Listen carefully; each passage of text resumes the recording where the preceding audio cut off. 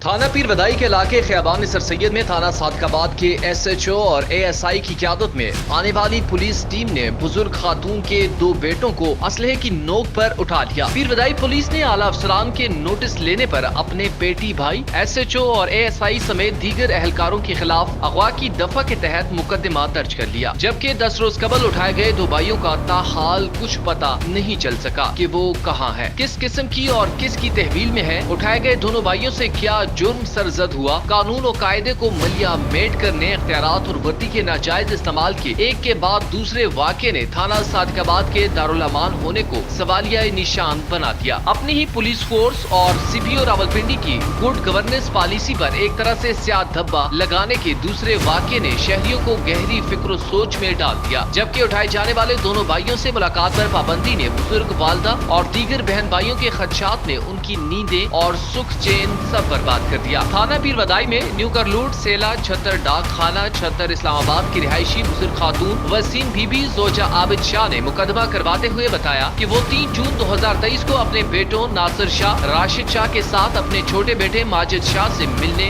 उसके घर वाक़या खियाबान सर सैयद रावलपिंडी गई। शाम 5 या 6 बजे SHO थाना सादकाबाद गुलताज और ASI गयूर और दीगर पुलिस एहलकारों ने इसके बेटों राशिद शाह और माजिद शाह को बगैर किसी वजह के सरकारी गाड़ी में डालकर थाना सादकाबाद ले गए। कुछ देर बाद मेरा पोता मुंतजिर अब्बास थाना सादकाबाद गया तो SHO थाना सादकाबाद और दीगर एहलकारों को देखा जो बच्चों को अंदर ले जा रहे थे। पोते ने SHO गुलताज से पूछा कि मेरे वालिद को क्यों कर गिरफ्तार किया गया है, जबकि आप लोगों ने 21 मार्च 2023 को अदालत आलिया में मेरे वालिद के हक में बयान दिया था कि अब इसकी मुकदमा नंबर 29/23 जेर दफा 479F में गिरफ्तारी मतलूब नहीं है, जिस पर SHO सीखपा हो गया और मेरे पोते को मेरे बेटों से मिलने न दिया और उसे जबरदस्ती थाने से बाहर निकाल दिया गया। रात को हम दोबारा थाने गए तो हमें भी राशिद और माजिद से मिलने नहीं दिया गया, बल्कि कहा गया कि उनको अदालत में पेश कर देंगे, मगर उन्हें आज तक किसी अदालत में पेश नहीं किया गया, ना उनसे मिलने दिया गया। मेरे बेटों को SHO गुलताज, ASI गयूर वगैरह ने गैर कानूनी तौर पर अगवा करके कहीं कैद किया हुआ है।